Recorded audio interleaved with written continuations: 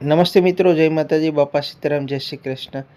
કેટરસમાં જે છૂટા છૂટા ખીલા ખીલા ભાત બને ને દાળ બને, ખાટી મીઠી કાઠિયાવાડી દાળ કેવી રીતે બને, તમારે કોઈ ઘરે નાનો મોટો પ્રસંગ હોય તો આ વિડીયો જોઈને તમે આવી રીતે દાળ ભાત બનાવી શકશો. 20 વ્યક્તિની દાળ બનાવવા માટે આપણે 600 ગ્રામ તુવેરની દાળ લઈ લઈએ.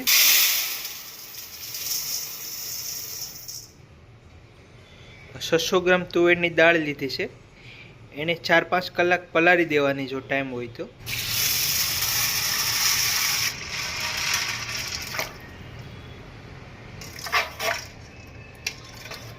ત્રણ 4 કલાક વહેલી પલાળી દેવાની એટલે બાફવામાં ફટાફટ બફાઈ જાય. કાંટામાં 0 છે. 20 માણસોના ભાત બનાવવા માટે આપણે 850 ગ્રામ ચોખા લઈ લઈએ.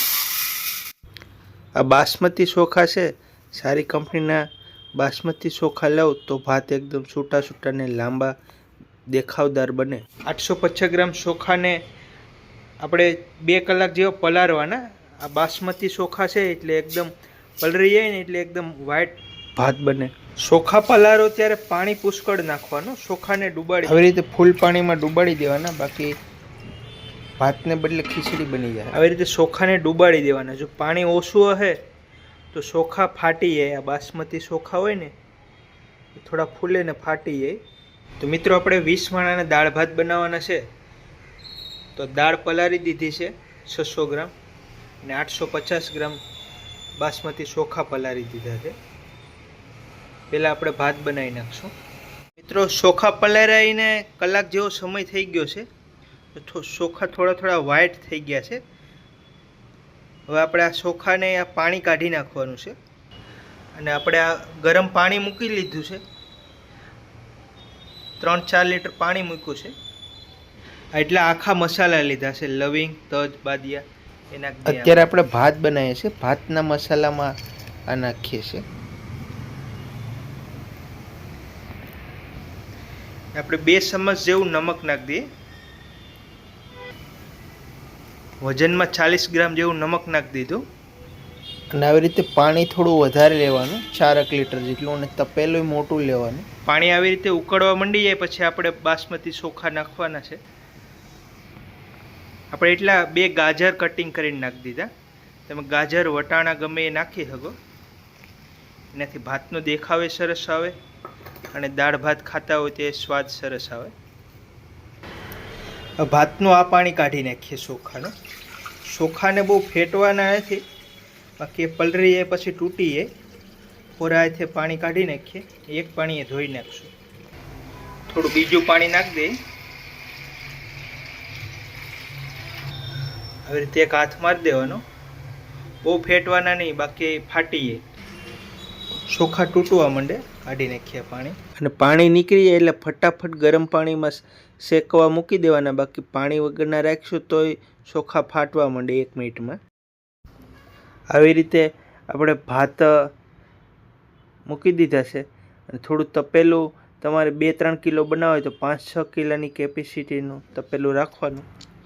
આવી રીતે લાકડાના તવીથાથી આપણે ફેરવીએ છીએ. હવે ધીમે ધીમે 3-4 મિનિટમાં જ આવી રીતે બાસમતી ચોખા પાકવા મળશે. તમારે જો બાસમતી ચોખા હોય તો આવી રીતે પકવવાના. તમે ભાત નાખ્યા પછી 5 મિનિટમાં ગરમ ફૂલ પાણી છે તો આવી રીતે પાકવા મળશે. જો આ થોડા થોડા મોટા થવા માંડી ગયા છે. પહેલાં બધી આ ભાત કાઢવાની તૈયારી કરી લેવાની. બાકી જો આ વધારે રહી જાય, એટલો ધીમો ગેસ છે અત્યારે,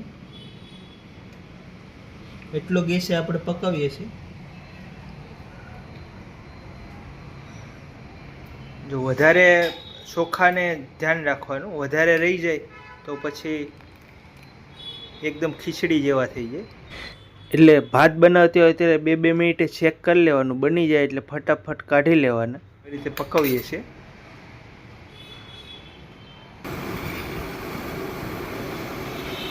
થોડો ગેસ ફાસ્ટ કરી દીધો છે.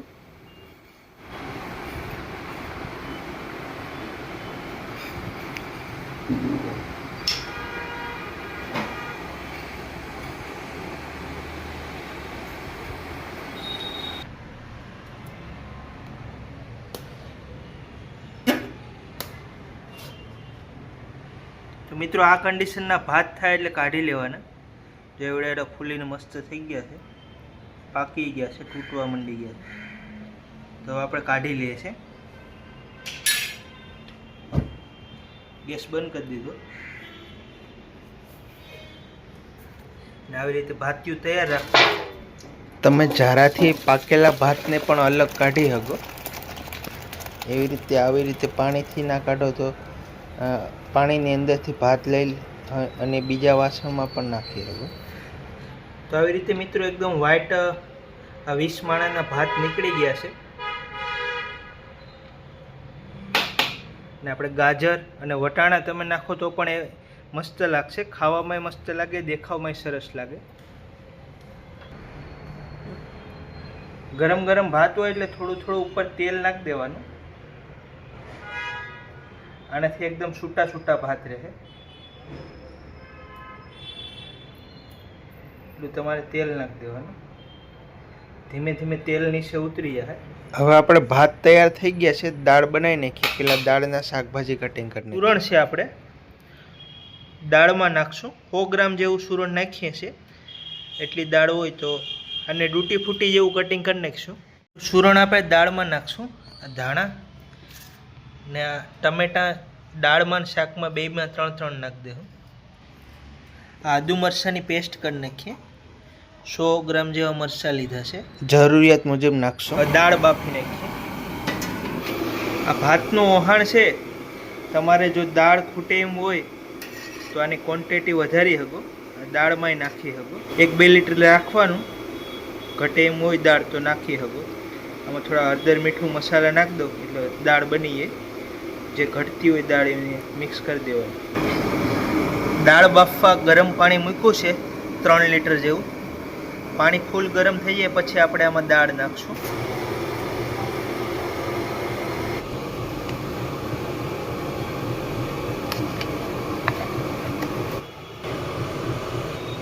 આવી આખા પાકી પેસ્ટ કરવાની આદુ મરચાંની. દાળનું પાણી ઉકળવા માંડી ગયું છે. હવે આમાં તુવેરની દાળ પલાળીને નાખી દેવું. દાળ ફૂલી ગઈ છે 3-4 કલાકમાં. હવે પાણી કાઢી નાખીએ. દાળનું પાણી કાઢી નાખીએ.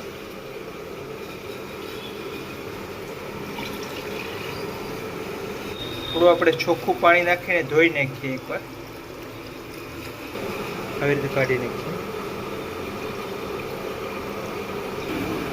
બાફવા નાખી.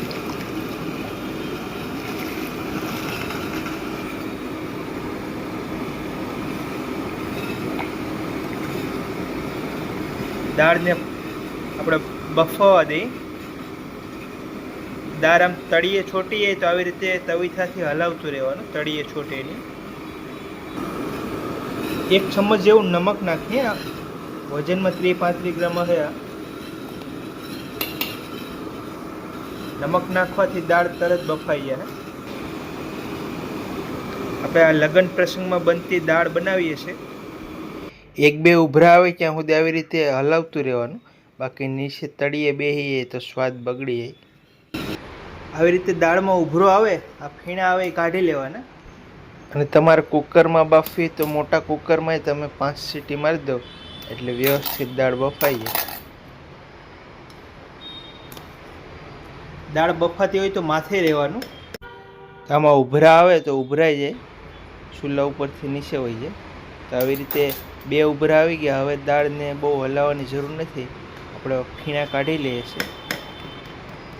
આપણે આમાં સિંગદાણા અને સુરણ નાખવાનું છે, પણ શરૂઆતમાં નહીં નાખવાનું, કારણ કે શરૂઆતમાં ફીણા થાય. આ કંપનીની દાળ હોય.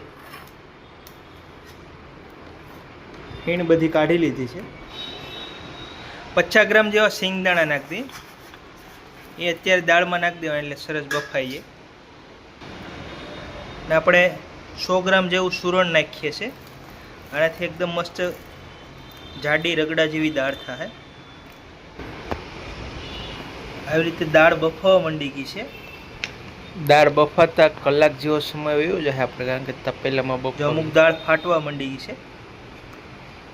દાળ બફાતા અડધી કલાક જેવો સમય લાગશે. દાળ એકદમ બફાઈને પાણીમાં મિક્સ થઈ જાય, દાળના દાણા દેખાય નહીં ત્યાં સુધી પાણીમાં બફાવા દેવું. દાળમાં શાકમાં નાખવા આપણે આંબલીનું પાણી કરી નાખીએ.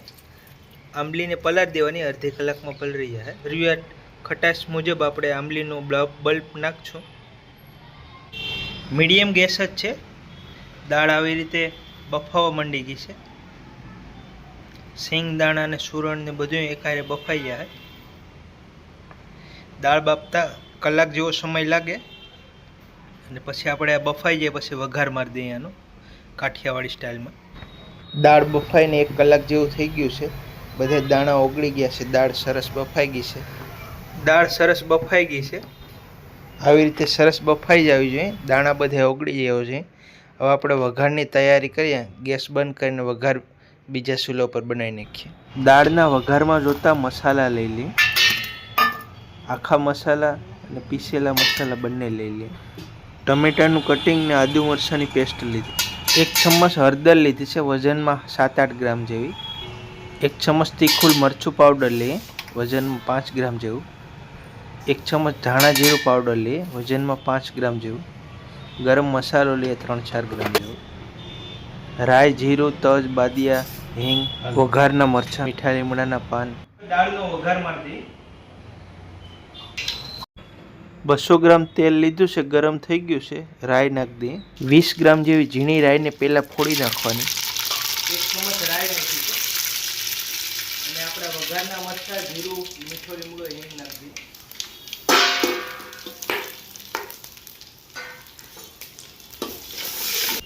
મસાલો છટકી જાય એટલે 30 સેકન્ડમાં આપણે જે ટમેટાને પીસેલા મસાલા લીધા એ નાખી દઈએ.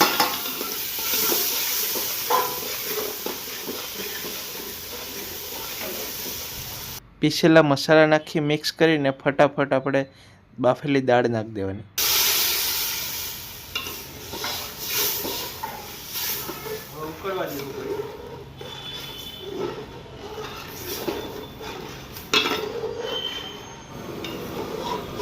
વઘારને 5 મિનિટ ઉકળવા દઈએ. પછી આપણે જે બીજી દાળ છે બાફેલી એ પણ આમાં મિક્સ કરી દઈએ. મિત્રો દાળનો વઘાર લાગી ગયો છે. મસાલા બધા પાકી ગયા છે. આપણે આ બધી દાળ નાખી દઈએ.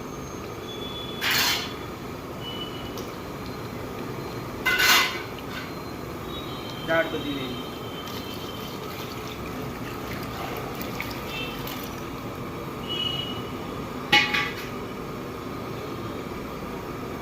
આપણે જે આંબલીનું પાણી કર્યું એવું નાખીએ.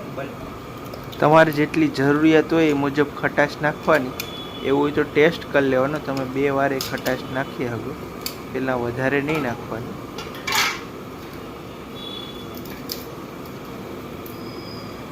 ગોળ નાખી.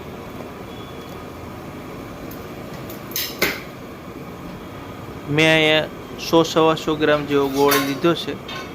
દાળને ઉકળવા દેવું.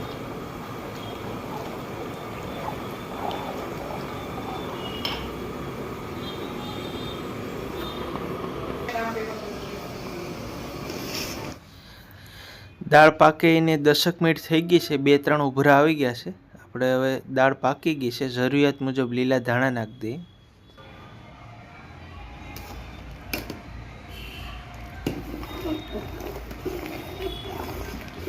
અત્યારે એકદમ માપની દાળ છે. એમાં સુરણ નાખ્યું છે. થોડીક વાટકામાં લેવો, થોડીક ઠંડી થાય એટલે આ ઘટ થતી જાય. ત્યારે ફૂલ ગરમ છે એટલે થોડી પતલી લાગે, પણ થોડી ઠંડી થાય એટલે આ જાડી થઈ જાય. ટેસ્ટ કરી લો.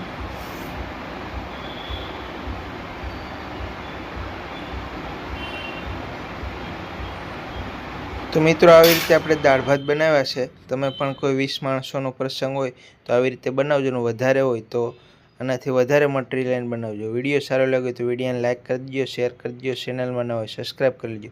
મળીશું અગલા વિડીયો. જય માતાજી, બાપા સીતારામ, જય શ્રી કૃષ્ણ.